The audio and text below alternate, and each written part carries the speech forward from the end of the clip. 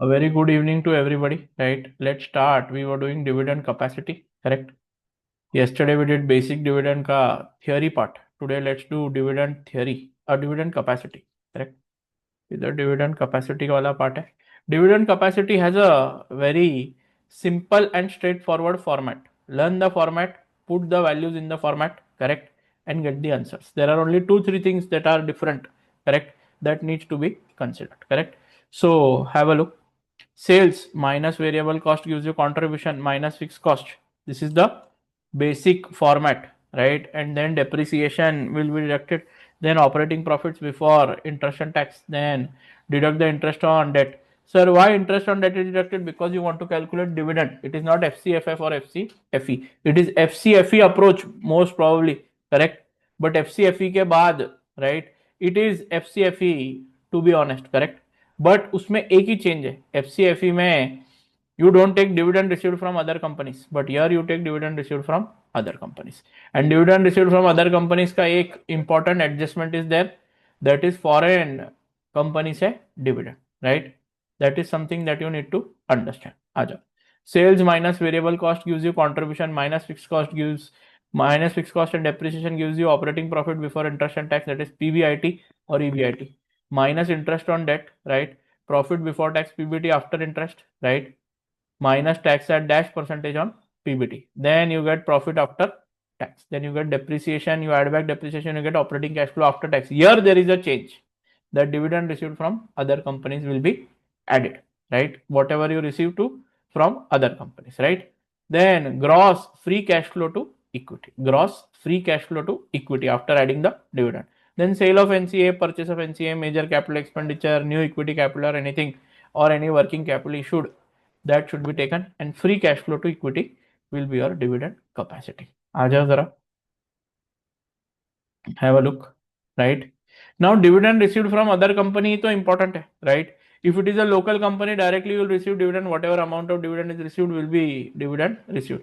But if it is a foreign company, the dividend that will be received can be what? A percentage of what? The PBT or PAT, sorry, PAT of a foreign company PAT होगा ना, उसका certain percentage will be the dividend, correct. तो वो dividend let से PAT is 100 million, 60% will be paid as dividend, तो 60 million आपको आएगा. But when the dividends are coming from here to there, right, some countries might take some withholding tax, correct. तो withholding tax क्या होगा? Minus होगा. Let's say 5%, 10%, 60 million का 5%, that is 3 million will be deducted, 57 million goes here. And when you receive something here, correct, then you have to pay extra tax on the foreign profits, correct, and not on the dividend, right? तो extra tax आप पे करेंगे foreign profits पे. तो PBT जो foreign के company में जो पीबीटी होगा उस पे आप यहाँ पे टैक्स पे करेंगे जैसा आप फॉरेन एनपी में पे कर रहे थे, but only on the extra amount. If home country, right, और wherever the main company का country has higher tax rate and your what foreign company has a lower tax rate, उस case में ही tax पे होगा. ऐसा कुछ होता है. पीबीटी दिया हुआ होता है, you deduct tax, you get what, tell me, the dividend. इधर है ये वाला प्रॉफिट आफ्टर टैक्स. फिर इधर से डिविडेंड 60% ट्रैवल होके यहाँ आता है, करेक्ट. यहाँ आने के बाद वो बीच में अगर कोई क्या होगा, विथ होल्डिंग टैक्स होगा तो वो माइनस होगा. फिर इधर आने के बाद आपको जो पीबीटी जो आपके कंपनी का है उससे जो टैक्स एक्स्ट्रा पे करना पड़ता है वो एक्स्ट्रा टैक्स इधर पे करेंगे. That would be the net dividend received from companies, right, from foreign company, correct. So dividend capacity calculation, calculate free cash flow to equity. Wherever cash flows are considered, you only consider relevant and future cash flows. Don't consider the historic or what, tell me, पुराने वाले cash flows तो consider करने ही नहीं है, right. Then ये भी I think अपना कल बात हो चुका था रिगार्डिंग द थियोरी, राइट.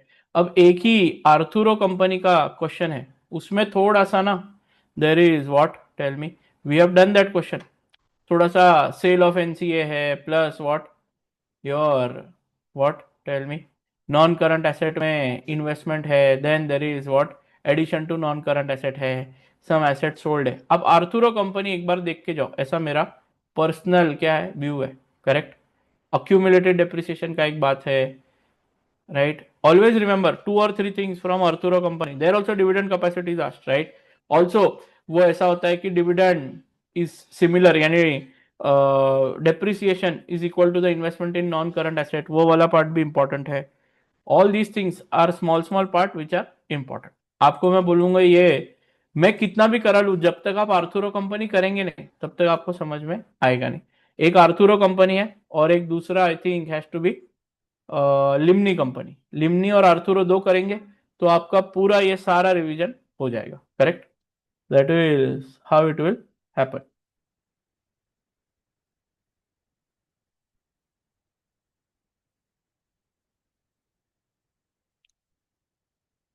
ठीक है, देख लो. लामरी कंपनी तो कल ही हमने क्या है, बोलो, डिसाइड या क्या किया था, वी आर डिस्कस्ड. तो this is dividend capacity. Right. अब फाइनेंसिंग डिसीजन पे आ जाओ. The financing decision, main chart. Correct. Financing decision में राइट, मेरे हिसाब से इस बार एक question on what, this real world factor दिख रहा है, static trade of theory and packing order theory. एक क्वेश्चन इसके ऊपर बनता बनता बनता है. और ये गियरिंग ड्रिफ्ट एजेंसी इफेक्ट वगैरह जो थियरी वाला पार्ट है. हाँ, can I do one thing, मैं जो इधर कुछ थियरी लेता हूँ, बाकी की थियरी का ना मेरे पास रिकॉर्डिंग है, मैं आपके साथ वो रिकॉर्डिंग शेयर कर सकता हूँ क्या?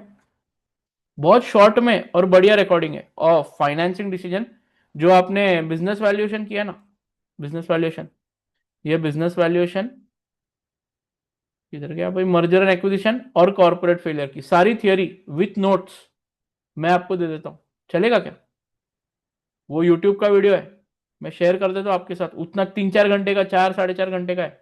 उसमें एकदम डिटेल में ये डार्क पूल हो गया, डार्क पूल ट्रेडिंग हो गया, क्रिप्टो करेंसी हो गया, इस्लामिक फाइनेंस हो गया, ग्रीन फाइनेंस हो गया, फॉरेन प्रोजेक्ट फाइनेंस हो गया, ये सारा डिटेल में कवर किया मैंने. 4-4.5 घंटे है. Right. I think main batch के स्टूडेंट को तो मैंने वो दिया हुआ है, तो वो लिंक भी मैं क्या करता हूँ, आपके ग्रुप में शेयर कर देता हूँ, वो भी आप देख सकते हो, कोई प्रॉब्लम नहीं है. ठीक है. चलो आ जाओ. Long term source of finance तो इक्विटी, प्रेफरेंस शेयर और क्या है, डेट का है. राइट. तो इसमें क्या है, इक्विटी या ऑर्डिनरी शेयर कैपिटल. राइट. इसमें क्या है, इक्विटी ओनरशिप होती है.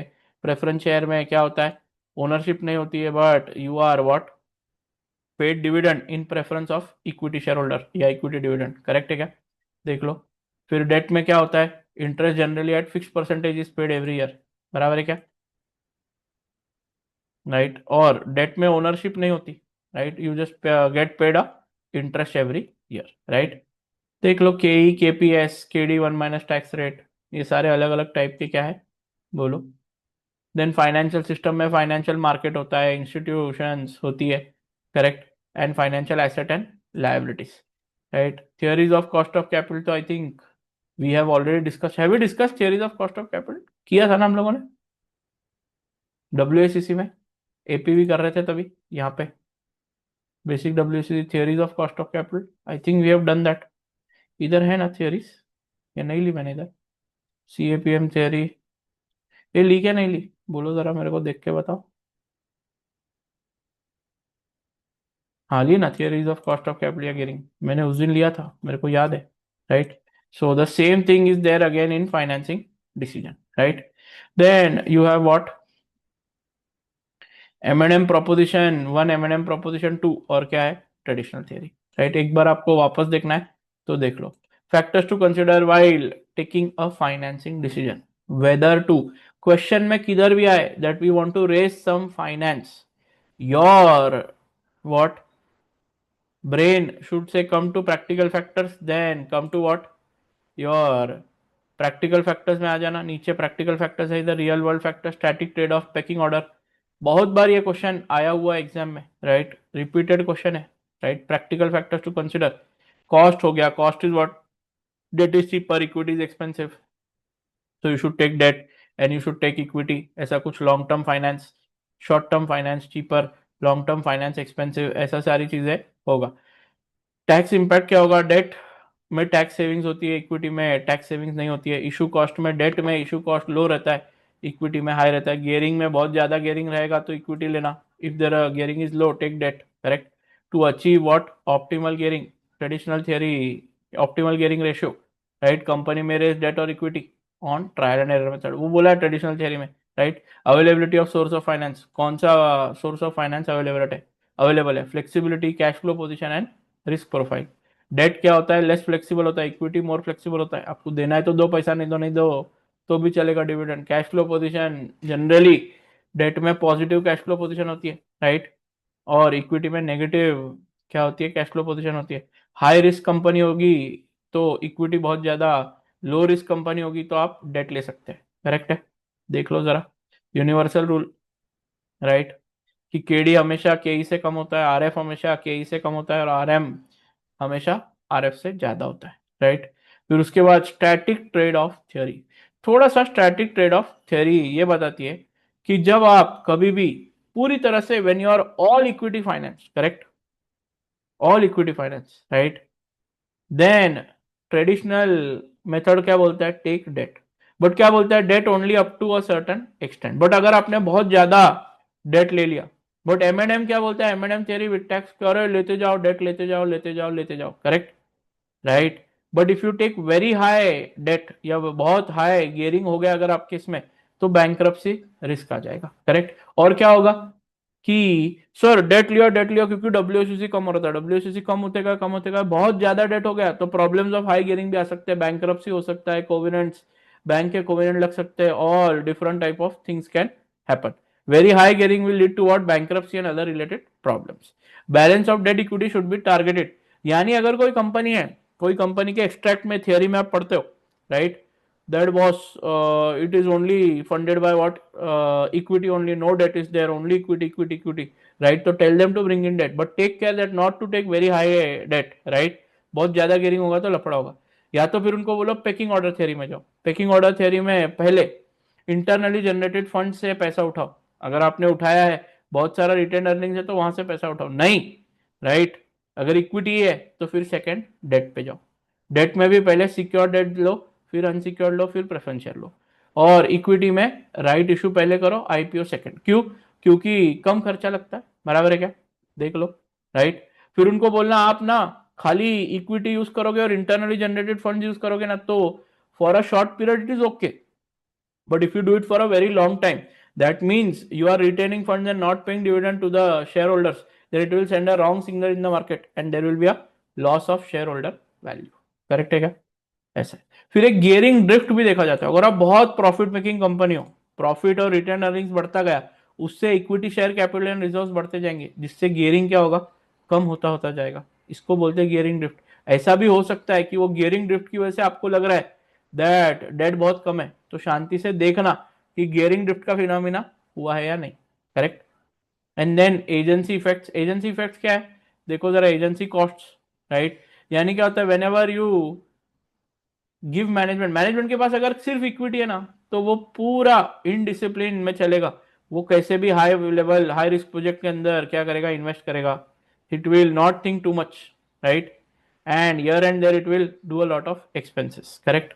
तो इस वजह से क्या होता है, डेट लाते हैं, डेट भी अगर बहुत ज्यादा हाई हो गया तो पड़ा है ना पैसा, तो किधर भी यूज करो बोल के मैनेजमेंट किधर भी यूज करेगा एंड लार्ज डिविडेंड्स पे करेगा, हाई रिस्क प्रोजेक्ट लेगा, राइट, राइट है क्या, एंड बहुत ही रिस्क लेगा और क्या करेगा, किधर भी डेट का पैसा यूज करेगा और पहले ही डिविडेंड पे कर देगा बिफोर पेइंग इंटरेस्ट।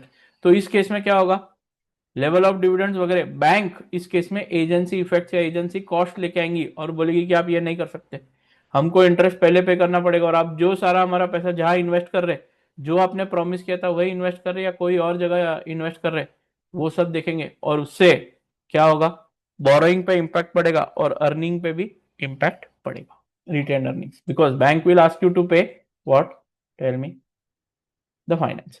अब यहां से three sources of equity finance है मेरे पास, पूरा क्या है वो आप 4-5 घंटे देखो उसमें पूरा हो जाएगा, इस्लामिक फाइनेंस, ग्रीन फाइनेंस, सब कुछ है उसमें, ठीक है। तो आपको मैं ये वाला part, I have a bigger video, right, एकदम डिटेल में सब कुछ लिया हुआ है, वहां से आप देख लो, आपका थियोरी एटलीस्ट जो ये 3-4 पॉइंट्स है वो अच्छे से हो जाएगा, ठीक है। तो मेरे को याद कराना at the end of the lecture that I have to upload that, ठीक है, यानी आपको लिंक देना है बेसिकली।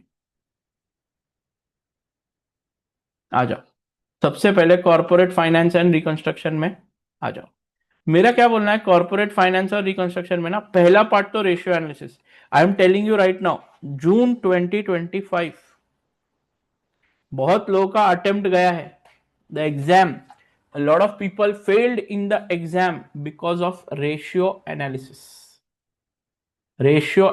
या परफॉर्मेंस एनालिसिस नहीं करने की वजह से leaving this part led to a lot of people failing. बहुत लोग 40-45 में अटक गए because they ignored what, ratio analysis. अरे सर वो हमने तो किया ही नहीं, आपने बोला ही नहीं था, मैंने बोला था इंपॉर्टेंट है बोल के. ठीक है, रेशियो एनालिसिस आपके एग्जाम में भी एंट्री मार सकता है, राइट. तो सारे रेशियोज एक बार देख लेते. आरओसी है आपका PBIT divided by capital employed, right. अगर हाई है तो गुड, लो है तो बैड, करेक्ट. नो पैट है, नो पैट यानी PBIT minus tax at 30%, not interest, interest deduct नहीं होगा, राइट. पीबीआईटी माइनस टैक्स होगा डायरेक्ट, उसी को net operating profit after tax बोलते हैं, करेक्ट. Net operating profit after tax. अगर हाई है तो अच्छा है, लो है तो बैड है. यानी कंपैरिजन में लास्ट ईयर 10 था, इस साल 20 है, गुड. लास्ट ईयर 10, इस साल 5, बैड. Asset turnover ratio. तो एसेट टर्नओवर रेशियो क्या बोलता है, revenue divide by the capital employed. Capital employed मतलब क्या, equity share capital plus reserves plus long term liability, या non current asset minus current liability. जो asset turnover ratio higher the better, नीचे रहेगा तो बैड. ऑपरेटिंग प्रॉफिट मार्जिन मतलब क्या, NOPAT या PBIT depending on what is asked, correct. Net operating profit margin या operating profit margin, NOPAT और PBIT divide by revenue, higher the better, lower is not that good, correct. Gross profit margin, gross profit divide by revenue, higher the better, lower you have to think about it. फिर liquidity ratio, current asset minus current liability, higher is good, lower is not that good. But look at industry benchmark, क्योंकि current ratio में industry benchmark ज्यादा important है rather than higher and lower. Quick ratio, current asset minus inventory divided by current liabilities, right. Then activity ratio क्या है, AR days is equal to AR balance divided by credit sales into 365, correct. AP days is equal to AP balance divided by credit purchase or COGS or cost of sale into 365, 52 or 12. Inventory holding period is inventory held divided by COGS or COS into 365 by 52 by 12, right. When you add all the three, यानी दो चीजों को add, AR days plus inventory minus AP days gives you working capital cycle, correct.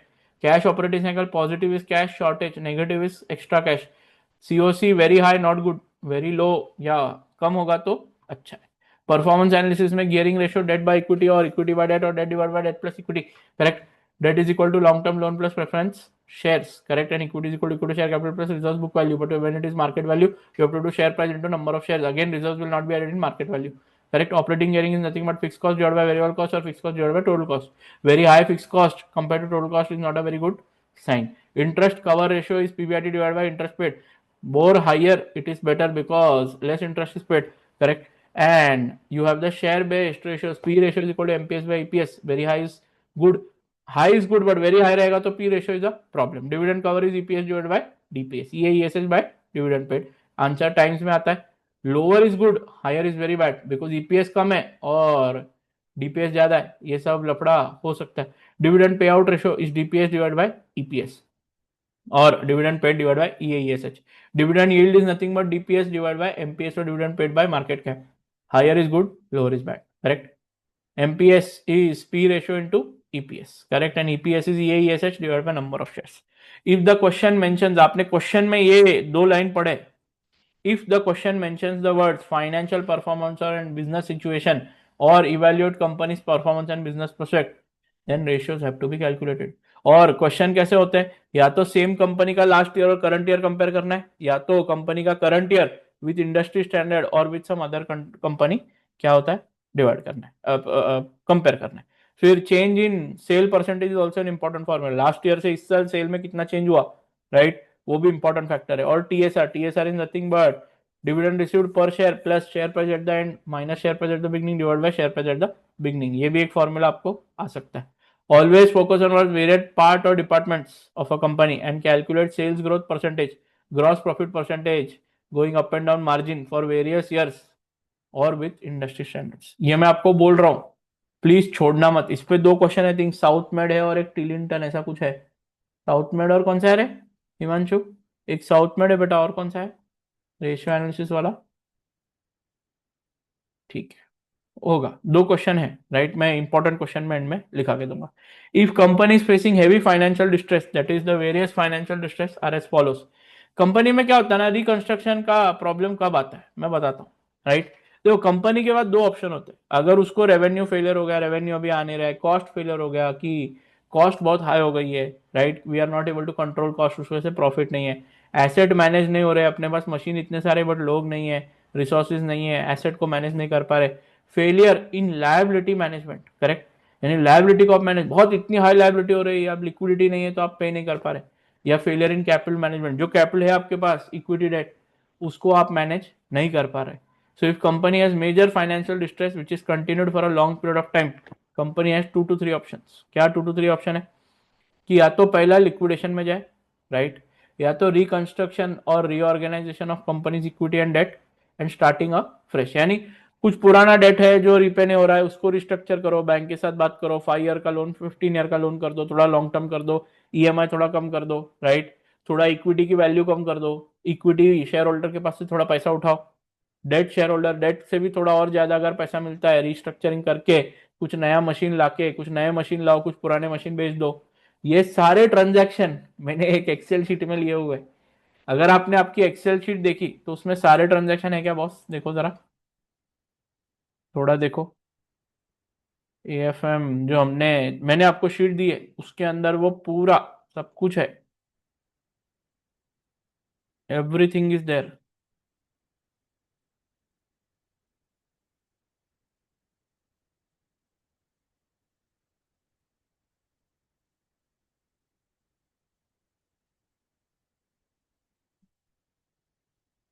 इधर है भाई, and में एकदम.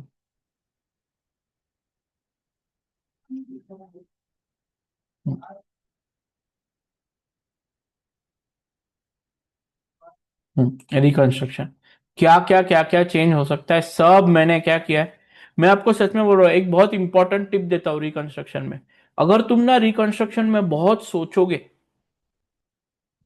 तो रिकंस्ट्रक्शन और आपको सोचने के लिए मजबूर, it will really confuse you to help, correct. But आप ना एक बहुत सिंपल अप्रोच यूज करो. मैं आपको बोल रहा हूँ, आप रिकंस्ट्रक्शन में ना कुछ बोलेंगे, वो ये देखो ये हमारी बैलेंस शीट है, ये हमारा पीएनएल है, बराबर है, हमको ना प्रोजेक्टेड फाइनेंशियल स्टेटमेंट यानी बैलेंस शीट बनाओ और पीएनएल बनाओ, प्रोजेक्टेड.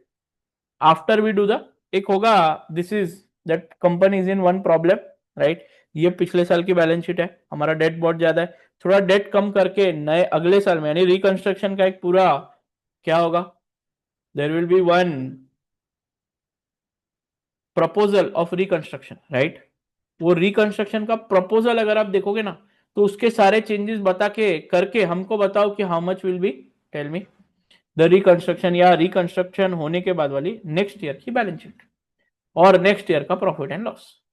मैं आपको सच में बोल रहा हूं, राइट, आप ब्लाइंडली भी जो अमाउंट दिए ना उसको माइनस प्लस करके अगर बैलेंस शीट बनाएंगे ना तो भी होता है. आप पूछो बच्चों को, क्या बोलता है हिमांशु, बहुत ज्यादा ऐसा कुछ अलग आता है क्या, बताओ मेरे को. या अगर नो आप सर, डायरेक्ट है। डायरेक्ट रहता, अमाउंट रहते, आपको बेसिक अगर समझ में आ गया ना प्लस माइनस क्या करना है एसेट लायबिलिटी में, आप इजीली कर सकते हो रिकंस्ट्रक्शन का क्वेश्चन. मतलब इतना उसका लोगों ने टेंशन बना दिया है ना, राइट, ऐसा है, राइट. पहले तो लिक्विडेशन करना है, लिक्विडेशन करना है तो एक फॉर्मेट दिया मैं लिक्विडेशन का, देखो जरा. लिक्विडेशन में जब आपके पास कंपनी बंद करना है तो आपने क्या करना, सारे एसेट सेल ऑफ कर देने, जो पैसा आ रहा है उसमें प्रेफरेंस दिया है, first preference outside liability, government को पहली लायबिलिटी और एम्प्लॉयज की सैलरी फर्स्ट प्रेफरेंस, सेकंड में long term secured loan, third में long term unsecured loan, fourth में short term secured loan, fifth में short term unsecured loan, right. और any remaining amount बचता है तो पहले प्रेफरेंस शेयर्स को, और फिर कुछ अगर ये रहेगा तो इक्विटी शेयर होल्डर को, अगर पैसा बचा तो, नहीं तो क्या, लॉस रहेगा तो फॉरगॉन, इक्विटी शेयर होल्डर को भी कुछ पैसा नहीं मिलेगा. एक ही क्वेश्चन है जो आपके कैप्लन में है, ये मैंने इधर पूरा सॉल्व कर दिया, आपको देखना है तो एक बार देख सकते हो, बट मुझे नहीं लगता कि लिक्विडेशन एग्जामिनर वहां जाएगा, बट अगर लिक्विडेशन के लिए एग्जामिनर गया ना, ठीक है, फ्री के मार्क्स है आपको, लिक्विडेशन पे गया ना फ्री के मार्क्स, रिकंस्ट्रक्शन भी ऑनेस्टली फ्री के मार्क्स, करेक्ट, फ्री, एकदम फ्री, बराबर है क्या. चलो आ जाओ, अब देखो The company will generally carry out a reconstruction. In the company will have an impact majorly on debt and equity reconstruction. Hence there will be impact on same in the following area. एक तो क्या होगा, आप date कुछ repay करेंगे, date कुछ नया लेके आएंगे, तो कैश आएगा और कैश जाएगा, यानी करंट एसेट्स का आपको बहुत इंपॉर्टेंट क्या है, व्यू है। आपको करंट एसेट्स पे बहुत कामकाज करना पड़ेगा, बराबर है क्या।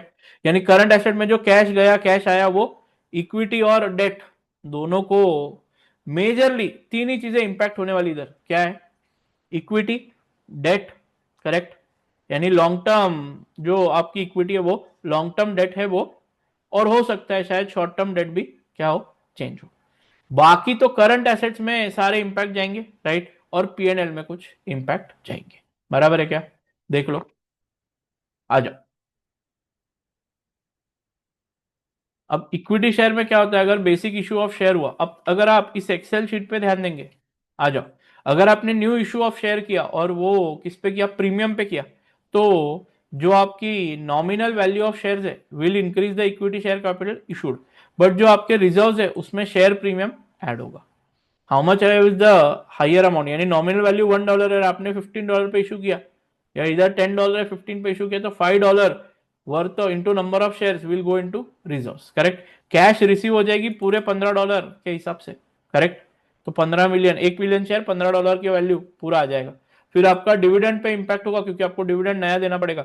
इसमें ना आपको पूछेंगे, हमको ना इंपैक्ट बताओ, कुछ कुछ जगहों पे इंपैक्ट ऐसा है, रिकंस्ट्रक्शन होने के बाद हमको बताओ बैलेंस शीट पे इंपैक्ट क्या है, पीएनएल पे इंपैक्ट क्या है, हमको बताओ ईपीएस में इंपैक्ट क्या है, हमको बताओ गियरिंग में इंपैक्ट क्या है, ये भी बताएंगे। एक क्वेश्चन था जहां पे गियरिंग का टारगेट दिया था, बराबर है, वो भी हमने सॉल्व किया क्लास में। आई थिंक वो कौन सा एक क्वेश्चन था जिसमें वो हमने किया था, बराबर है क्या। Pertaining to about changes in SOFP and SOFP SOPL, there might be changes in ratio and other measures, ratio का भी चेंजेस पूछ सकते हैं, डब्ल्यूएसीसी चेंज पूछ सकते हैं, Ke Kd Ve Vd, beta asset beta equity निकालो, गियरिंग रेशियो निकालो, ईपीएस निकालो, एमपीएस निकालो। तो इसलिए मैंने क्या किया है, जो ओल्ड ईपीएस और न्यू ईपीएस का भी मैंने क्या कर दिया है, चेंज निकाल के रखा है। राइट इश्यू ऑफ शेयर होगा अगर, तो डिस्काउंट पे इशू होगा, तो जो नॉमिनल वैल्यू जो पैसा मिलेगा that will be added to your equity share capital, but when it is share premium something in share premium, cash receive में टोटल पूरा पैसा आएगा, और न्यू डिविडेंड आपको हर साल एडिशनल शेयर्स पे भी देना पड़ेगा। बायबैक ऑफ शेयर मतलब क्या, you are going to reduce the liability, बराबर है क्या। इस केस में देखो, इधर मैंने रिजर्व में नो चेंज दिया है, बट याद रखना बैलेंस शीट के अंदर आप सारा चेंज करो, सब कुछ चेंज करो, सब कुछ, इक्विटी चेंज करो, डेट चेंज करो, करंट एसेट चेंज करो, नॉन करंट एसेट चेंज करो, करंट लायबिलिटी चेंज करो, सब कुछ चेंज करो, एंड में balancing figure will be your reserve amount. मतलब अगर आप रिजर्व में कुछ करना भूल भी गए ना, टेंशन मत लेना, because balancing amount is always going to be reserve. तो रिजर्व हमेशा बैलेंसिंग अमाउंट होगी। आपने क्या करना, debt, equity, non current liability, यानी नॉन करंट लायबिलिटी डेट में ही आ गया, current liability, non current asset और करंट एसेट में चेंजेस करना, इंपैक्ट दिखाना, जो भी डिफरेंस आएगा सारा कहां जाएगा, चुपचाप कहां डाल देने का, रिजर्व्स में, राइट। फिर reduction in nominal value, correct. अगर मैंने नॉमिनल वैल्यू रिड्यूस कर दी, पहले 50 मिलियन थे और मैंने क्या किया, उस $0.5 शेयर को $0.1 कर दिया, यानी 40 मिलियन का रिडक्शन मैं कर दूंगा, तो रिजर्व में से उतनी अमाउंट मैं डिडक्ट करूंगा। नहीं भी किया मैंने तो भी कोई टेंशन नहीं मेरे को, बराबर है, वो अमाउंट रिडक्शन करके रिजर्व में जाएगी, बट फिर भी वो बैलेंसिंग अमाउंट बोल के रिजर्व में ही जाने वाली, बराबर है क्या। कैश में कोई चेंज नहीं होगा बिकॉज आपने रिड्यूस ही किया value. Equity share converted to debt, हो सकता है कि इक्विटी शेयर को तो उतनी अमाउंट इक्विटी शेयर में से माइनस कर देना और उतनी अमाउंट डेट में बढ़ा देना, काम खत्म, करेक्ट। हाँ, बट क्या होगा, डेट में अमाउंट बढ़ी है तो पहले इंटरेस्ट नहीं था, अब इंटरेस्ट आ जाएगा उस नई डेट की अमाउंट पे। इक्विटी भी नया किया तो डिविडेंड बढ़ जाएगा, करेक्ट। या इक्विटी इधर पे कर दी, इक्विटी देखो इधर जहां पे आप बाय बैक ऑफ शेयर कर रहे हो वहां डिविडेंड कम हो जाएगा, करेक्ट। फिर आगे बढ़ते हुए बोनस इशू करोगे तो इस केस में खाली नंबर ऑफ शेयर बढ़ेंगे, right, but there is no consideration that will be paid, correct. And reserves में से कुछ अमाउंट बोनस, क्योंकि bonus is nothing but capitalisation of reserves, right, और उस केस में नंबर ऑफ शेयर बढ़ गए तो डिविडेंड बढ़ जाएगा, correct, that is that. Then non current liability, loan अगर आपने रीपे कर दिया, loan repaid, right, and new loan taken, ऐसा हो सकता है क्या, देख लो जरा। Company existing loan 50 million, it will repay about 20 million of the nominal value, correct. फिर उससे क्या होगा देखो, पहले आपका हाई इंटरेस्ट रेट पे लोन था, आपने 20 मिलियन पे कर दिया ना, तो आपका लो इंटरेस्ट रेट पे लोन आ जाएगा, राइट। तो आप market value of 1 million bonds कितना है आप निकाल सकते, फिर उसमें से रीपेड कितना है वो हटा सकते, और debt remaining in nominal value, correct, आप निकाल सकते हैं। फिर market value of loan note वापस पूछा, तो अब देखो एक मिनट, इसमें जो होता है केडी का रेट दिया हुआ है, कूपन रेट दिया हुआ है और केडी का रेट दिया हुआ है, तो आप मार्केट वैल्यू निकाल सकते हैं। मार्केट वैल्यू में से सर्टेन शेयर्स निकाल दो या लोन नोट रीपे कर दो, right, and then you will what, tell me, new इसका मार्केट वैल्यू निकालो। ऐसा एक क्वेश्चन आई थिंक सिग्रा सेलर ने, या कोई एक क्वेश्चन है, सेलर नहीं, कौन सा क्वेश्चन था भाई, रुको मैं बता देता हूँ आपको, वो भी आज आने वाला है एग्जाम, मतलब इंपॉर्टेंट क्वेश्चंस में।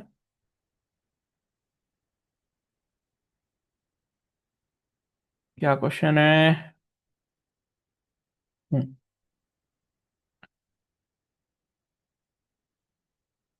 आई थिंक बेंटो या नूबो, बोनो, नूबो होना चाहिए, नूबो, नूबो नहीं तो स्टेपल ग्रुप, ऐसा कोई दोनों में से एक है जो आएगा, मैं लिख के दे दूंगा, ठीक है।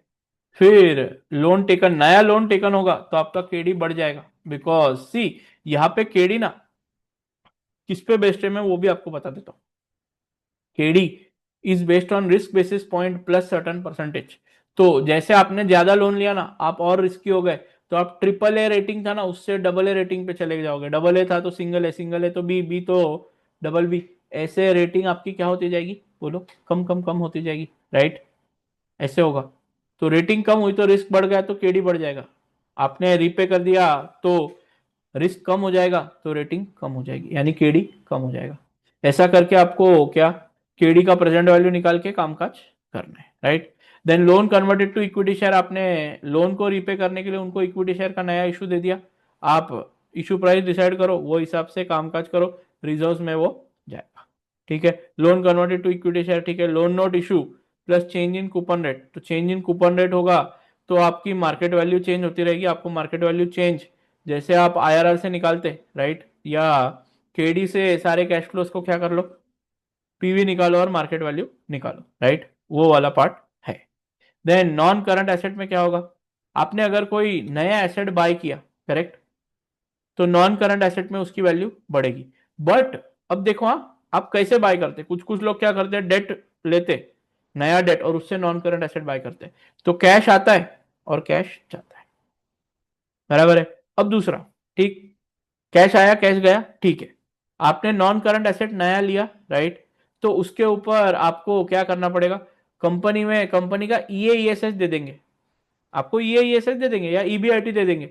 ईबीआईटी में भी बिकॉज ऑफ यू अर्निंग और taking a new non current asset, उसका कुछ अर्निंग आएगा, जैसे ये है देखो, रिटर्न नॉन करंट एसेट का, तो वो रिटर्न आपको बिफोर टैक्स है या आफ्टर टैक्स है, बिफोर टैक्स है तो आप पीबीआईटी में उसको जोड़ दे और आगे उसको क्या करे, प्रोसेस करे। डेट भी बढ़ जाएगा क्योंकि डेट अब बढ़ गया है, पिछली बार 50 था, डेट भी बढ़ गया, आपने 10 का डेट एक्स्ट्रा लिया और उसके ऊपर क्या किया,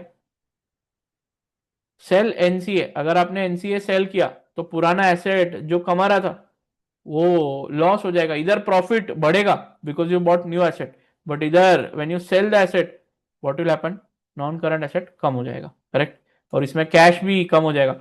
और याद रखना ये सारा कैश में भी इफेक्ट जाएगा, कैश में भी प्रॉफिट, प्रॉफिट में भी ये सारा जो भी इनकम है और लॉस है वो सारा कैश में इंक्रीज और डिक्रीज होगा, करेक्ट, प्रॉफिट और लॉस कैश में भी इंपैक्ट होगा। कोई सेल ऑफ एसेट भी होगा तो उसका भी पैसा जो आएगा और परचेस ऑफ एसेट के लिए पैसा जाएगा, प्लस उससे जो प्रॉफिट आएगा और लॉस जाएगा वो भी उधर किसमें, करंट एसेट के अंदर एज कैश बोल के लेंगे और पीएनएल के अंदर भी इंपैक्ट आएगा, राइट। फिर एडवांस क्वेश्चन क्या बोलता है देखो जरा, company has got $10 million which you can invest in new non current asset, new non current asset will lead to profit, क्या है 9% बिफोर टैक्स, राइट, और क्या है इस केस में बिफोर टैक्स है या आफ्टर टैक्स है आपको देखना पड़ेगा, ईएईएसएच में अगर कुछ जोड़ना है ना तो आपको आफ्टर टैक्स करके जोड़ना पड़ेगा, पीबीआईटी में कुछ जोड़ना है ना तो बिफोर टैक्स जोड़ना पड़ेगा। तो accordingly what is given in question, PBIT दिया है, ईएईएसएच दिया है, वो आपको वेरीफाई, पहले तो क्या बोलेंगे लास्ट ईयर पीबीआईटी इतना है, अब पीबीआईटी कुछ बढ़ेगा और इट विल इंक्रीज और decrease, right, and then it will add, ऐसे वाला काम होगा।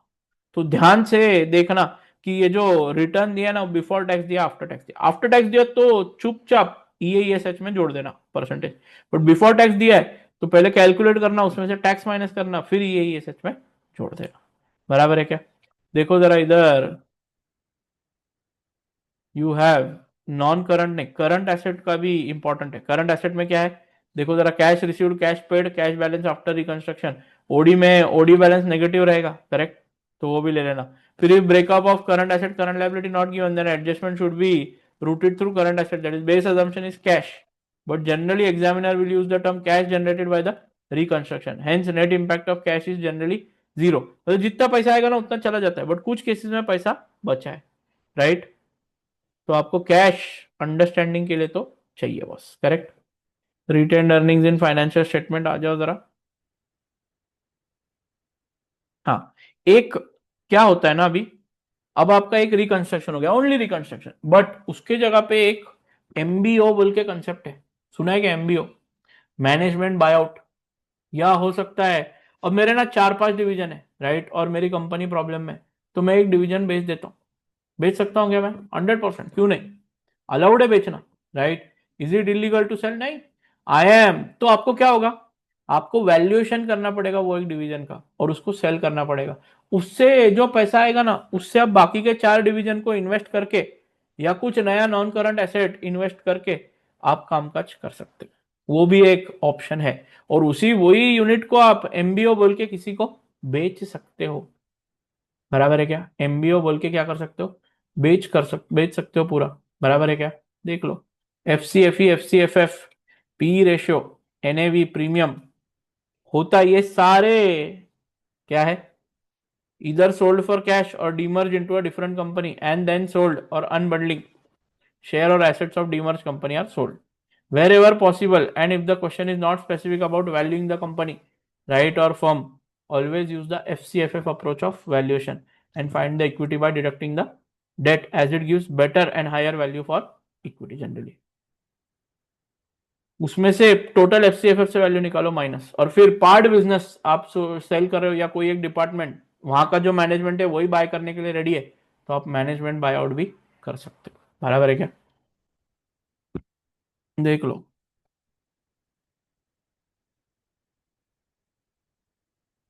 देख लो, राइट, ये मैंने सारा करवाया हुआ है। Now what do you want, you want me to do one question?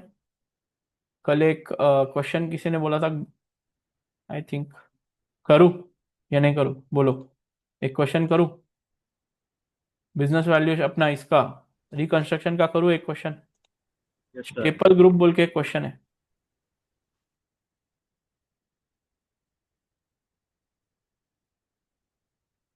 Tepal group I think easy है, 4 बोरो ट्राई करते हैं, या इस रिसेंट एग्जामिनर का और कोई क्वेश्चन है क्या?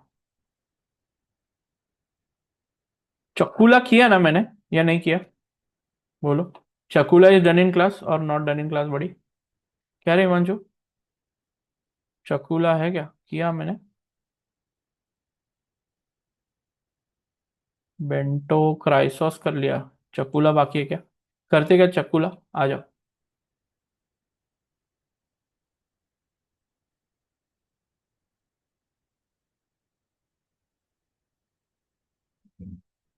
करते चक्कूला, आ जाओ।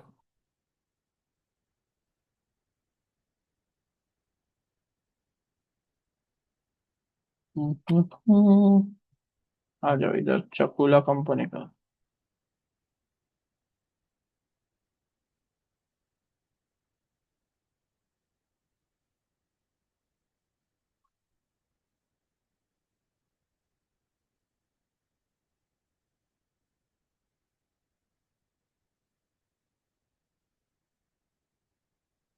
एक घंटे में हो जाएगा, सो एक घंटा नहीं, 40 मिनट्स बहुत हो गया।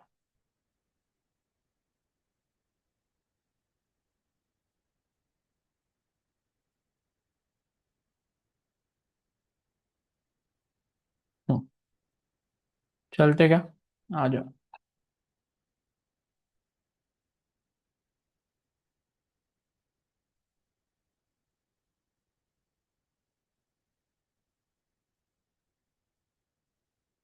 दिख रहा है चकुला कंपनी आपको? बोलो, चले क्या?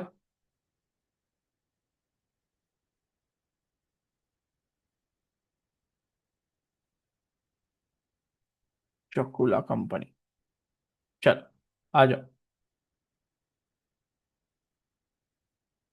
हम्म, चकुला इंट्रोडक्शन क्या है? Chakula is a large listed company involve in two business sector. Its main business in the production of food and drink for supermarket and other large traders, correct? It also owns a chain of coffee shops nationwide. Chakula company's board of directors thinks that the company is undervalued and is of the opinion that it should focus on the rapid innovation taking place in the food and drink production sector. Therefore, Chakula's board of directors decided to unbundle the coffee shop. Unbundle यानी क्या?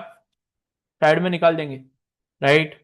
Coffee shop business into company called कावा company. Chakula company will then इधर demerge कावा company through a spin off और cell कावा company. Demerge means what?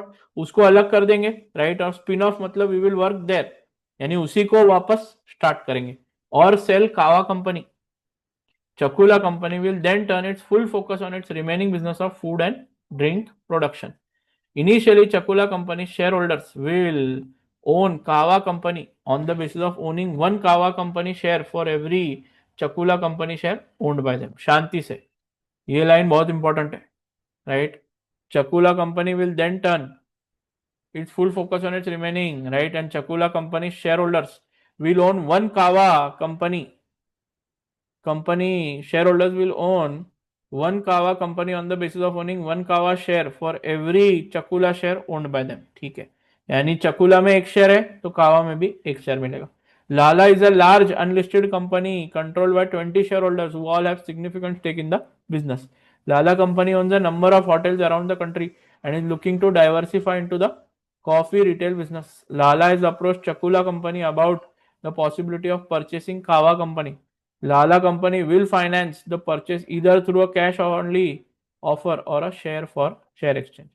एक minute, कावा company को परचेस करने के लिए लाला का एक ऑफर है कि आपको हम शेयर फॉर शेयर ऑफर दे सकते हैं to the shareholders of कावा कंपनी, एक बार आप डीमर्जर कर दो.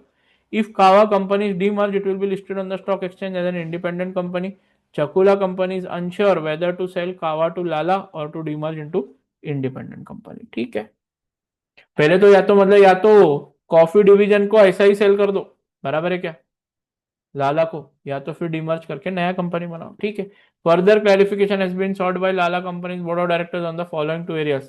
Lala company CEO has determined that a regulatory framework in the area of merger and acquisition is designed to protect the interest of shareholders and other stakeholders. She wants to find out where there is a why there is a need. इसका question theory notes में है, मैं theory notes आपको दे दूंगा.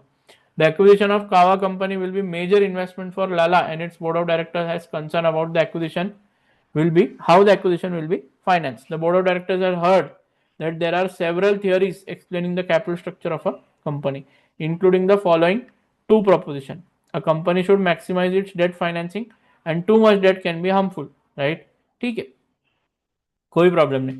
Capital structure details, okay. Chakula company financial statement asset दिए, finance by share capital, reserves, non current liabilities, loan note A, loan note B, okay, right. Then Chakula company shares are trading at $2.45 per share. The estimated equity of Kawa company is 1200. ठीक है, अभी का market value, equity value is 1200. Estimated equity value of कावा company, ओहो, यानी अगर आपने अलग कर दी कावा कंपनी तो उसकी एक्सपेक्टेड इक्विटी वैल्यू कितनी है? 1200. Chakula loan notes, right? A current loan note A currently have a total market value of 2100. ठीक है, अभी 2470 है, 2100 यानी लोअर वैल्यू है. ठीक है,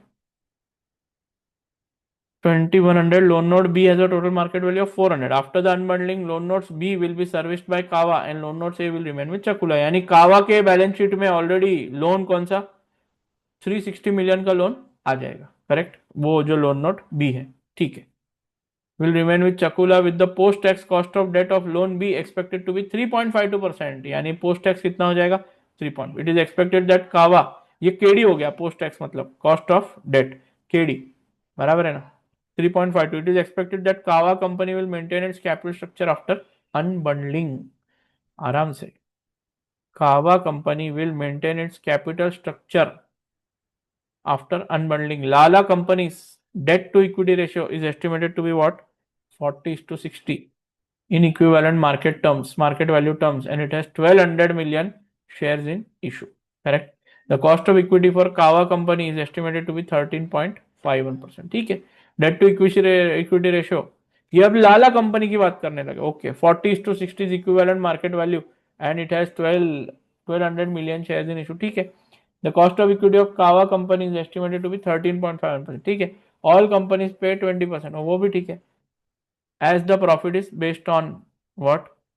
as the profit is based on. ठीक है. कावा company as a demerge company. The following estimated information will be applicable. एक मिनट, यहां पे अगर आपको बहुत एंग्जाइटी हो रही ना, पहले question explain the regulatory framework, theory question है, छोड़ दो. Theoretical proposition read by Lalas, वो भी छोड़ दो.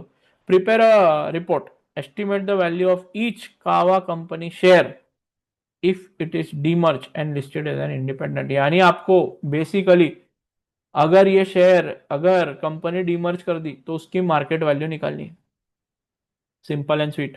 Estimate the additional equity value created when combining Lala company and Kava company. यानी लाला और कावा मिल गए तो कितनी वैल्यू बनेगी.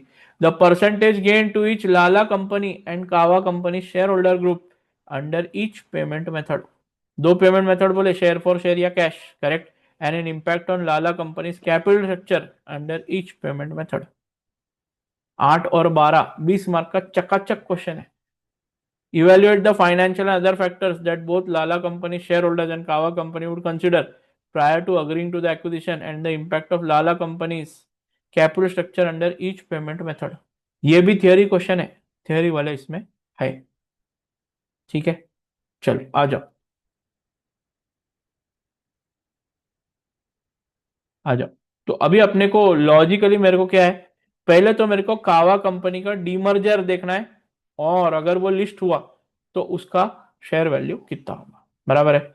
यही है. कावा चकुला sales revenue is 4,500 currently, of which 20% is attributable to Kawa company.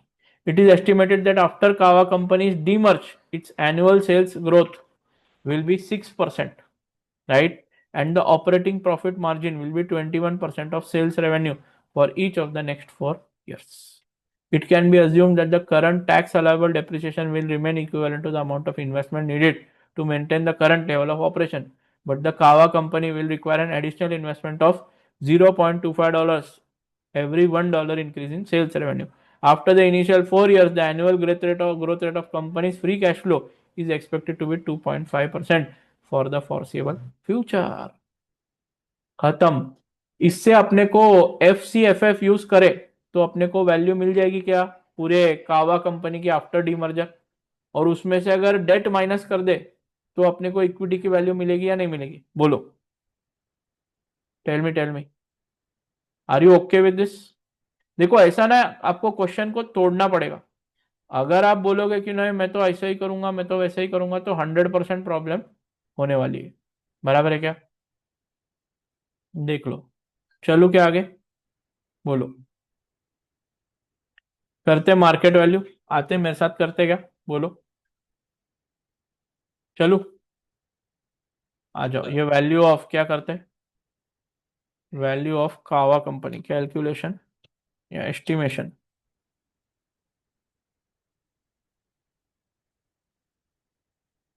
Each Kava company share, each Kava company share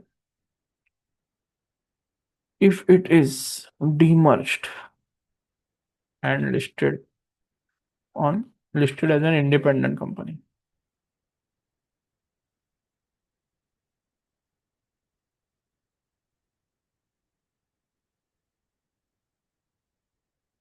बराबर है. देख लो, आ जाओ. सबसे पहले पर्टिकुलर्स, राइट. और क्या है भाई आपका, अमाउंट इन डॉलर मिलियंस करते क्या, क्या डॉलर थाउजेंड करते, बोलो.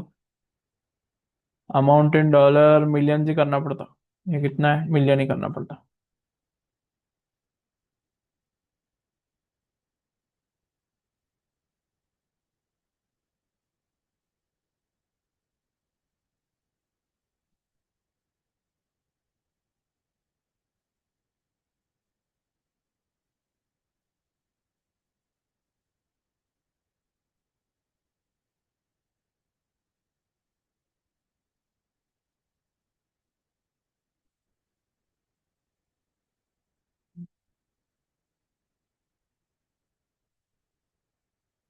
ठीक है, चलो आ जाओ। सेल्स, बोलो सेल्स कितना है भाई? बता सकते हो क्या आप? चकुला का सेल्स फर्स्ट ईयर, चकुला नहीं, कावा का सेल्स। चकुला का 4,500, इसका how many percent is your? Tell me. 20%, correct. It is estimated that after Kava is demerge its annual sales revenue will grow by how much? तो इसका इंटू क्या करूं, बोलो? 1.06, क्योंकि ग्रो होगा कितने, 6% से। फिर ये ग्रो होगा 1.06 से, and so on till fourth year. फिर क्या है, बोलो? ऑपरेटिंग प्रॉफिट मार्जिन कितना है? ऑपरेटिंग प्रॉफिट मार्जिन है 21%, करेक्ट है। तो दिस इंटू 21%, ये हो गया आपका ऑपरेटिंग प्रॉफिट। ओके क्या? देख लो, ऑपरेटिंग प्रॉफिट यानी ही क्या है? पीबीआईटी। अब एफ सी एफ एफ कर रहे हैं तो पीबीआईटी में से क्या डिडक्ट करूं? इंटरेस्ट डिडक्ट होगा क्या boss? Will interest get deducted? No. Tax at what rate?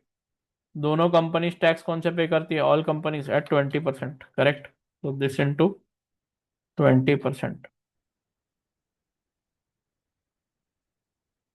Correct. तो प्रॉफिट आफ्टर टैक्स कितना है? This plus this, correct. उसके बाद प्रॉफिट आफ्टर टैक्स में डेप्रिसिएशन जोड़ना है, बट डेप्रिसिएशन और ये दोनों नहीं दिया है, तो दोनों ही नहीं लिखा तो चलेगा। बट वर्किंग कैपिटल इन्वेस्टमेंट है क्या? Working capital investment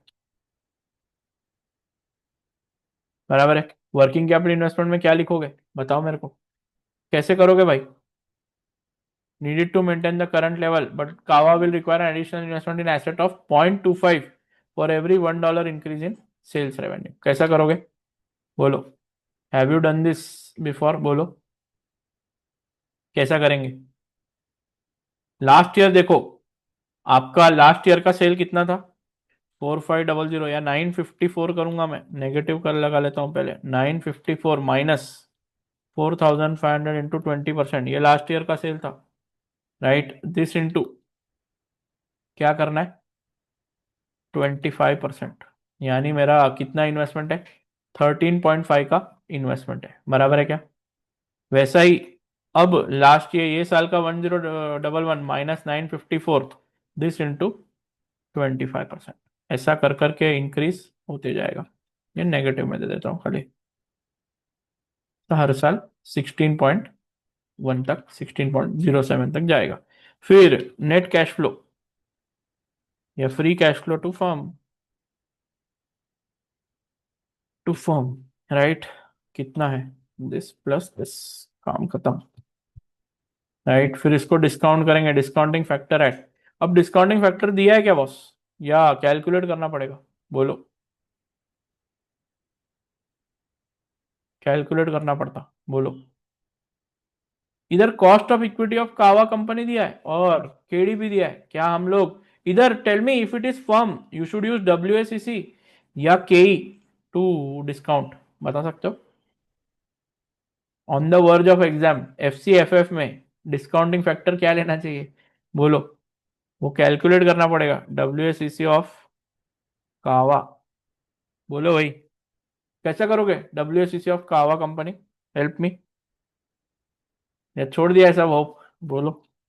amount in dollar, millions.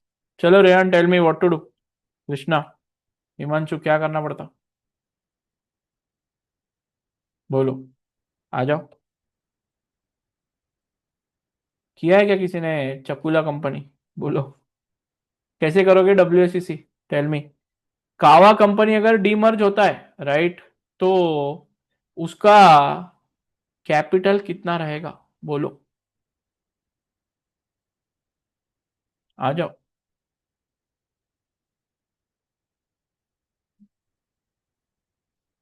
चकुला company will own Kava on the basis of owning one Kava share for every one Chakula share. इधर देखो जरा, कितने शेयर्स है यहाँ पे? 2,000 मिलियन शेयर्स है। कितने शेयर्स है, बोलो? 2,000 मिलियन। कैसा करोगे? एस्टिमेटेड इक्विटी वैल्यू ऑफ कावा दे दिया है क्या? 1,200, तो देखो वैल्यू ऑफ इक्विटी ऑफ कावा 1,200। वैल्यू ऑफ डेट दिया है क्या बॉस, वैल्यू ऑफ डेट कितना है, कितना है वैल्यू ऑफ डेट? 400 दिया ना। जो जाने वाला है B, loan note B that is going to go into Kava company, value कितना है बोलो, बोलो बोलो बोलो। समझ में आ रहा है कि क्या कर रहा हूं? बोलो। ये हो गया, टोटल कितना है? This plus this. के ई दिया है क्या? के ई क्वेश्चन में, K E is given in question 13.51%। KD after tax is given, KD one minus tax rate is given directly in the question 3.52%। तो निकालो डब्ल्यू एस सी सी। कैसे निकलेगा W S C C? Your 1200 divided by 1600 into 13.51% bracket close plus 400 divided by 1600 into 3.52%, right? If I take this and put it up here तो W S C सी अपना आ जाएगा। कितना है? 11% है W S C C, correct? तो discounting factor at 11%, right? Is equal to 1 divided by 1.11 is equal to this divided by 1.11, 4 years, correct? और fifth year से क्या होगा? फिफ्थ ईयर से बोलो, after the initial 4 years the annual growth rate of the company's free cash flow क्या होगा? is expected to be 2.05, 2.5%, sorry, this into 1.025, करेक्ट? और ये होगा परपेचुटी विद ग्रोथ फैक्टर से, विथ ग्रोथ, करेक्ट, फैक्टर। इधर फोर्थ ईयर का ही फैक्टर आएगा और इधर आएगा 1 divided by 0.11 minus 0.025 growth rate. तो cash flow, this into this, but here it will be this into this into this. So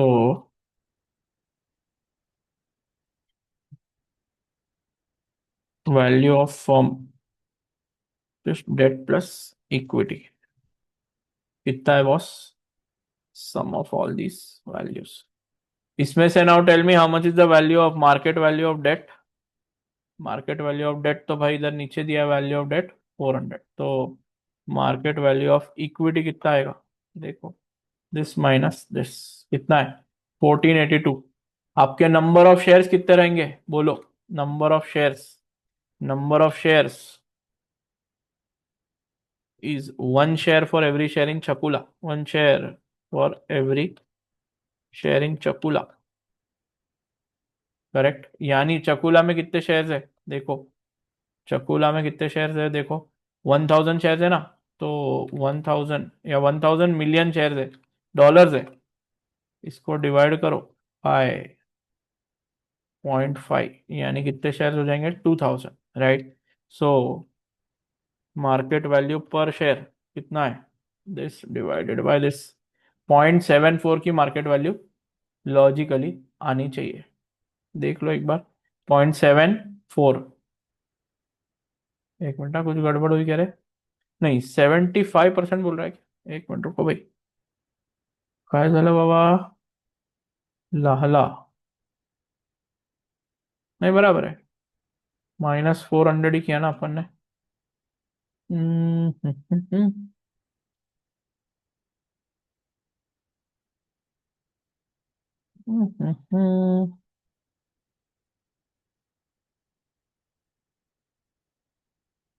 Chakula, it is expected, it is expected that Kawa company will maintain its capital structure after unbundling.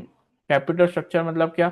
इधर 75%, तो market value of date हो जाएगा this into 70 और this into 25%, यानी equity होगा 1.1412। ये important है। 75 यानी ये, वो ये वी और वीडी का क्या है? कैपिटल स्ट्रक्चर, इंपॉर्टेंट हो गया, राइट? उसके बाद आगे बढ़ो, 0.71 मार्केट वैल्यू पर शेयर। उसके बाद क्या करते बोलो? सेकंड क्वेश्चन क्या है? 8वां का क्वेश्चन हो गया। सेकंड क्वेश्चन क्या है boss? Estimate the equity value, estimation of additional equity value. ये बिजनेस वैल्यूएशन का क्वेश्चन ज्यादा है और रिकंस्ट्रक्शन का क्वेश्चन कम है। बराबर है क्या? Additional equity value created when combining Lala and Kava. ठीक, आ जाओ। Percentage gain to each share holder वो भी निकालते हैं। यानी एक मिनट, यानी इधर आप अगर परचेस कंसिडरेशन का नोट निकालेंगे ना, राइट, तो मैं ये बोल देता हूं ये C2 का आंसर है।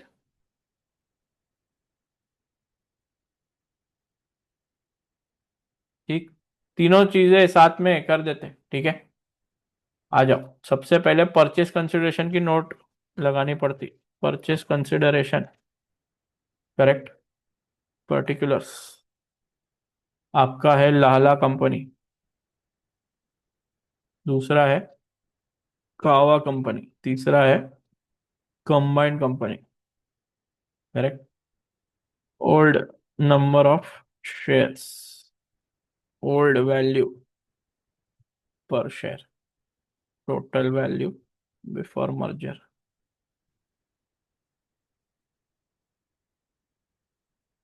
ऑलरेडी आपने वैल्यू तो निकाला है, बिफोर मर्जर कितना है, बराबर है ना? आ जाओ। हम्म, हाँ, इसमें भी परचेस कंसिडरेशन में दो तरीके से परचेस कंसिडरेशन है, तो वो भी देखना पड़ेगा। Acquisition of Kava by Lala, the following estimated information applies to acquisition of कावा company by Lala company if Kava company is acquired. The average P ratio for the hotel industry is 15.61, however Lala company's P ratio is estimated to be 10% lower than this. ठीक है, extract from, एक minute, ऊपर इधर लाला company का, हाँ ये दिया था, debt to equity ratio 40:60, equivalent market value terms it has 1200 million shares in issue. क्या है कॉस्ट ऑफ इक्विटी, और कुछ दिया है क्या लाला का? देखो जरा, एस्टिमेशन ऑफ 40:60, ठीक, ठीक है, in equivalent market terms, and it has 12 million share in issue. 12 million shares है, तो फिर वो डॉलर्स तो नहीं है। ठीक है, आ जाओ, ऑपरेटिंग प्रॉफिट दिया है, इंटरेस्ट एक्सपेंस दिया, ठीक है, पी रेशियो दिया है, मतलब अब इधर लाला का ऑपरेटिंग प्रॉफिट दिया है, करेक्ट। कहवा का extract from the current statement of profit and loss applicable to Lala and Kahwa are as follows.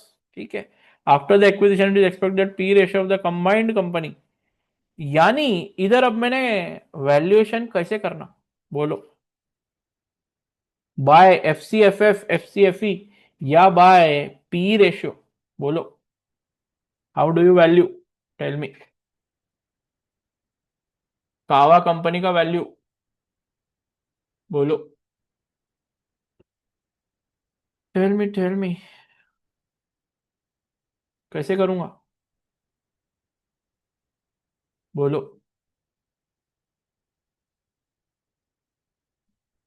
How will I do it, tell me. क्या बोला? After the acquisition is expected that P ratio of the combined company will be the mid point when the two individual companies P ratio, the annual after tax profit will be increased by $62 due to combining the two companies. Lala company is proposed to pay for acquiring Kawa company either through a cash offer of $0.66 for a Kawa company share or one Lala company share for every three Kawa company shares. Lala company will borrow the money needed for to pay for the acquisition. कैसा करेंगे? पहले cash consideration ले लो, ठीक, purchase consideration in cash. क्या लगता है, बोलो? What do you say, Rehan? What to do, how to do, tell me, कैसा करेंगे, बोलो बोलो? और ये क्या, after the acquisition is expected that the P ratio of the combined company will be the mid point between the two individual companies P ratio. पहले तो फिर एक minute, old number of shares आपके पास है क्या कुछ, या कावा कंपनी की वैल्यू बिफोर क्या थी, वो है क्या कुछ? कावा कंपनी की वैल्यू बिफोर एंड आफ्टर, क्या करोगे, बोलो? टेल मी, कैसे करोगे,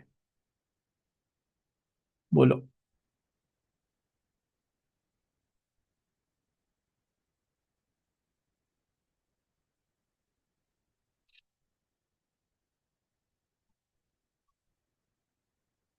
बोलो बोलो। मिड पॉइंट मतलब क्या होता है? बोलो। एवरेज हो गया क्या मिड पॉइंट मतलब? ये पढ़ो लाइन। Mid point. बोलो बोलो। Yes sir. राइट।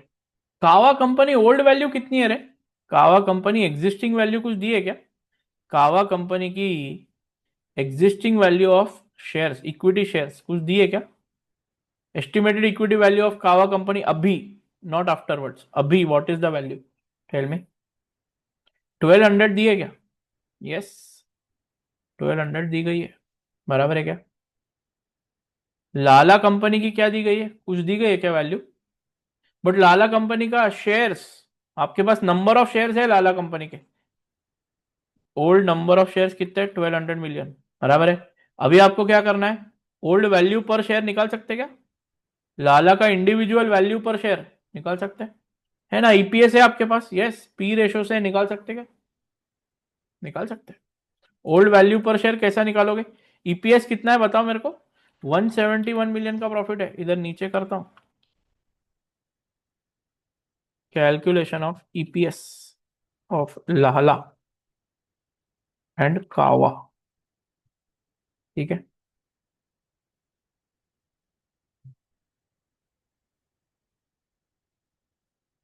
तीनों लेते हैं, ईपीएस ऑफ लाला कावा एंड कंबाइंड।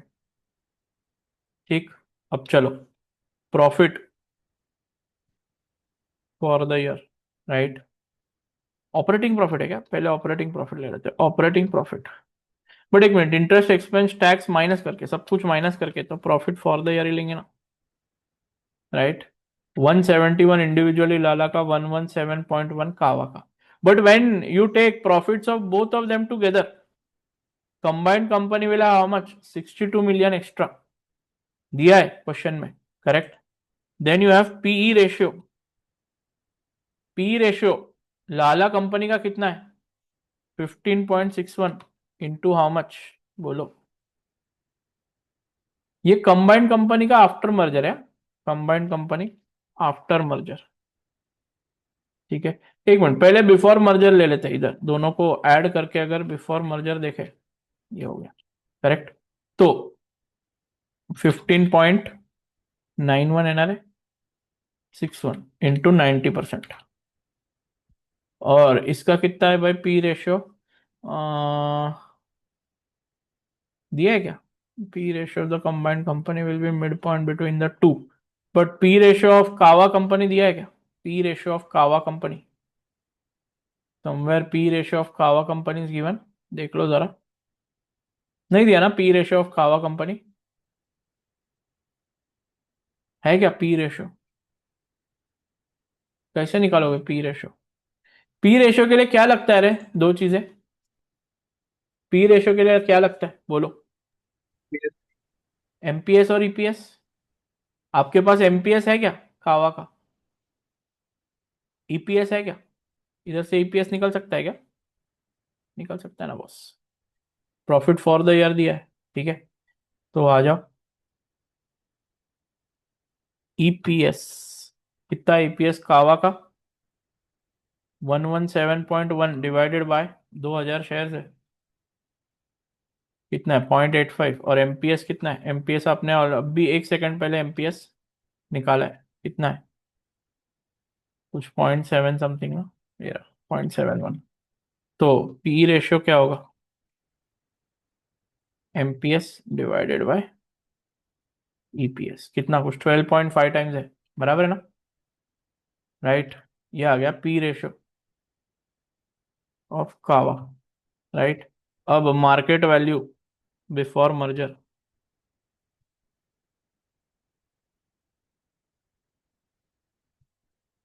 दिस 171 इंटू 14.049, और इधर 117 इंटू दिस 12, बराबर है।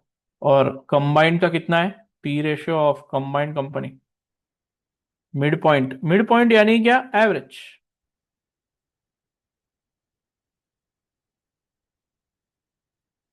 देख लो जरा कितना आएगा, this plus this whole bracket.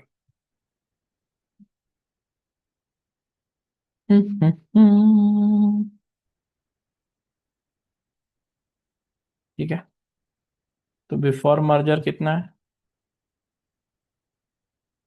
ठीक है ना, ये रहा।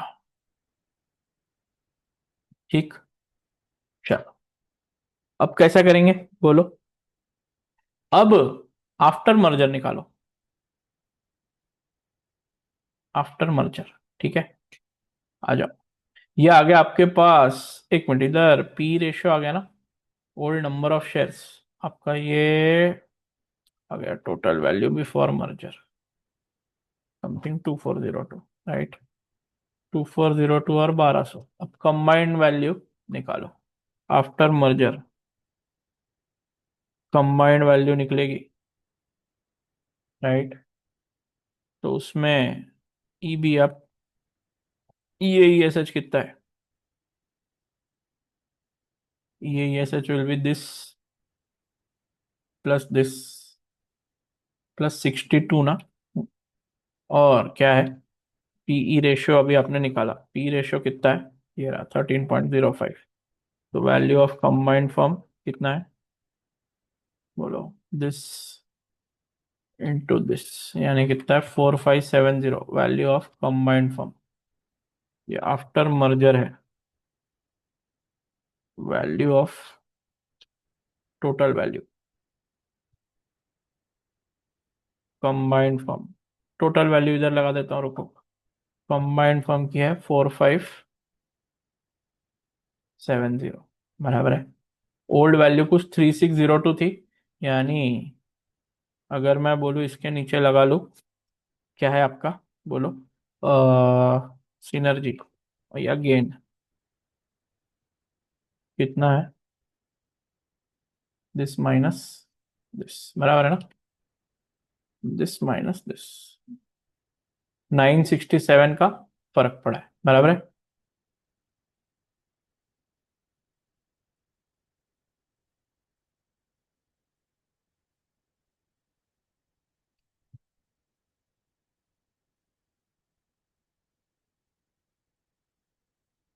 एक मिनट, हाँ, रुको जरा, चेक करो जरा, बराबर किया क्या अपन ने, ये 12 बराबर आया क्या, 12.05,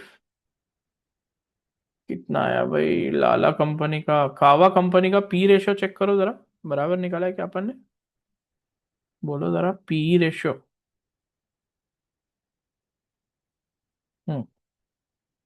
1200 डिवाइड बाय, एक मिनट, 1200 किधर है ये, ओके 1200, हाँ यहाँ से भी निकल सकता था एक्चुअली, ईपीएस जो निकाला अपन ने, एमपीएस, निकल सकता था 1200, हाँ मार्केट वैल्यू बाई ये सच से भी निकल सकता था। रुको, क्योंकि ये वाले इसको तो अपने को हाथ लगाना ही नहीं है, market value of equity share कितना है, 1200, राइट। ये मार्केट वैल्यू हो गया और ये ईएसएच हो गया, तो पी रेशियो ऑफ कावा कुछ ऐसे निकलेगा, दिस डिवाइडेड बाय दिस, अब चेंज हो गया, बराबर है। तो आपका पी रेशियो जो क्या है, वो आ जाएगा 12.14। तो ये आ गया 650 की सिनर्जी गेन, बराबर है क्या, यस। उसके बाद आगे चलो, profit for the combined company ये निकाला, एडिशनल इक्विटी, ठीक है। अब अगर आफ्टर मर्जर इधर कैश में अगर दिया, तो वैल्यू कावा कंपनी को आप कितना दोगे कैश ऑफर में, देख लो जरा एक बार, कावा कंपनी को कितना दोगे कैश ऑफर में, 0.66 फॉर एवरी कावा शेयर, यानी अगर आप दोगे कैश कंसिडरेशन, तो एक मिनट, शेयर तो है नहीं, तो इधर कैश कंसिडरेशन लगा देता हूँ, कैश कंसिडरेशन बराबर है। कैश कंसिडरेशन कैसे कैलकुलेट होगा, 0.66 पर शेयर इंटू कितने शेयर है, 2000 शेयर है, यानी 1320 आप किसको पे करेंगे, यही आपकी टोटल वैल्यू होगी, राइट। और बचेगा कितना फिर, दिस माइनस दिस, 2933 यहाँ बचेगा, बराबर है क्या, राइट। टोटल वैल्यू, ये क्या है, वैल्यू ऑफ लाला, तो लाला को कितना शेयर सिनर्जी गेन एट्रीब्यूटेबल है 530, और इसको कितना 120, बराबर है ना।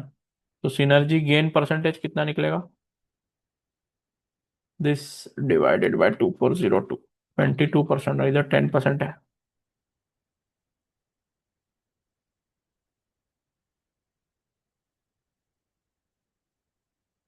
हम्म, ठीक, गेन परसेंटेज ओके क्या, देख लो 22% के आसपास। बट यही अगर शेयर फॉर शेयर होता तो क्या? परचेस कंसिडरेशन का टेबल वापस बनाना पड़ेगा। For what? Share for share exchange.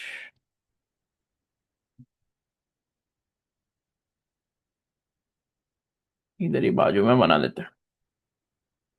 आ जाओ।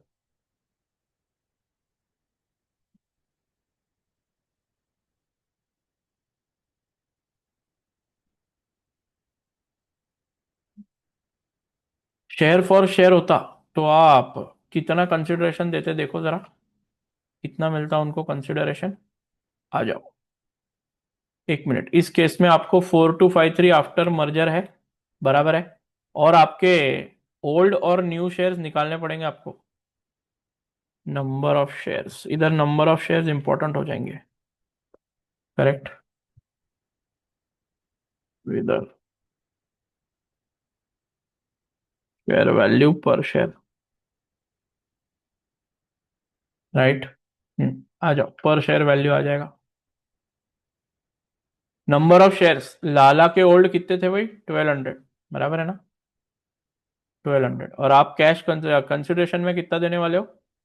हाँ देखो, 1 लाला शेयर फॉर एवरी 3 शेयर्स, 3 कावा शेयर्स, यानी कावा में 2000 है, इंटू इंटू 1/3, यानी टोटल शेयर हो गए दिस प्लस दिस, राइट।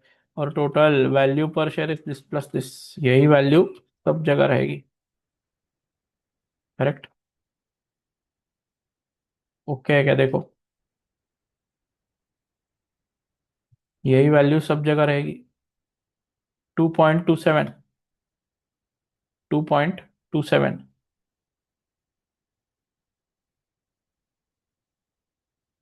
एक मिनट, हाँ। 1 लाला शेयर एक बार पढ़ो जरा, क्या है? 66, और 1 लाला share for every 3 Kava company shares, Lala company will borrow the money needed. एक मिनट, हाँ भाई, 2.28 बराबर है 666, हाँ, दिस इंटू दिस, अब हो गया, करेक्ट। देख लो total value of Kava and Lala, 13.81 और एक जगह 26.58, ऐसा कैलकुलेशन होता है।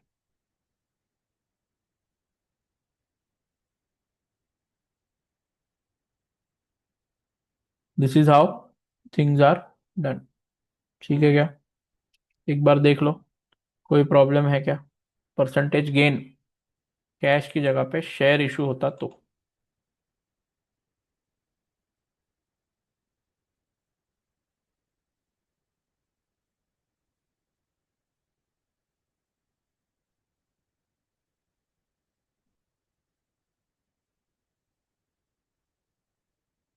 ठीक है क्या, देख लो। कोई डाउट, टेंशन, क्वेरी, प्रॉब्लम? आगे बढ़ा जाए फिर, बोलो।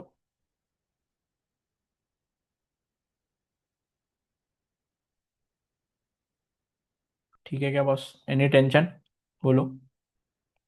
एक क्राइसॉस कंपनी भी अच्छा क्वेश्चन है, ये भी आपने देखना चाहिए, बढ़िया क्वेश्चन है। क्राइसॉस है, वेस्ट पार्ले तो कल किया, चकुला है, बेंटो अच्छा क्वेश्चन है, एनिया अच्छा क्वेश्चन है। सब क्या है, आप सारे क्वेश्चन आज लगा लो, ठीक है। आ जाओ, जरा हल्का सा क्या कर देता हूँ, टेल मी। आज मैं आपको बता देता हूँ how to what take care of the question paper. हो गया अपना क्वेश्चन, तो क्वेश्चन पेपर में व्हाट शुड बी और व्हाट, टेल मी।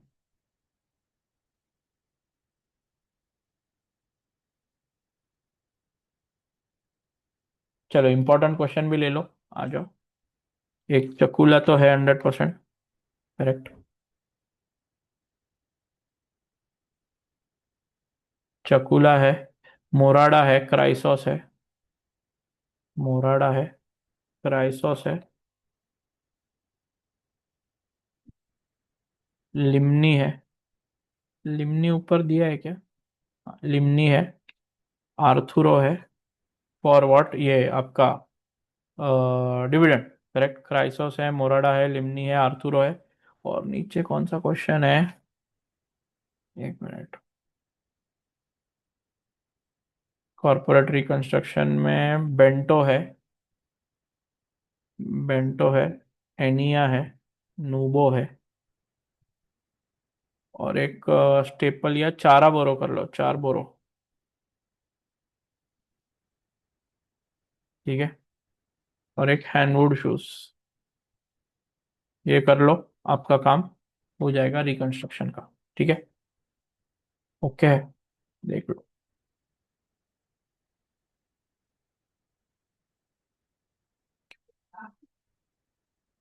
ठीक है क्या? Right. Any problem, any doubt, query, tension? बोलो। विद दिस आई थिंक आज का कामकाज वैसे तो खत्म हो चुका है, राइट। कल paper pattern and what, risk management, right. कल तो क्वेश्चन भी सॉल्व नहीं होगा, because risk management I think I solve each and every question, almost different question जो है वो कल डिस्कस तो हो जाएगा क्लास में, तो मेरे को नहीं लगता है कोई प्रॉब्लम होगी। तो with this I think we can wrap it up for today. We will meet now tomorrow, और आपको वो जो है थियोरी वाला पार्ट का मैं क्या लिंक भेज देता हूँ। ठीक है, चलेगा। चलो, bye bye guys, we will meet tomorrow, tomorrow at 6 p.m। Tomorrow तो 8-8:30 तक क्लास चलेगी, राइट। तो बी मेंटली रेडी, 8:30 तक क्लास चलेगा। Bye bye. बाय।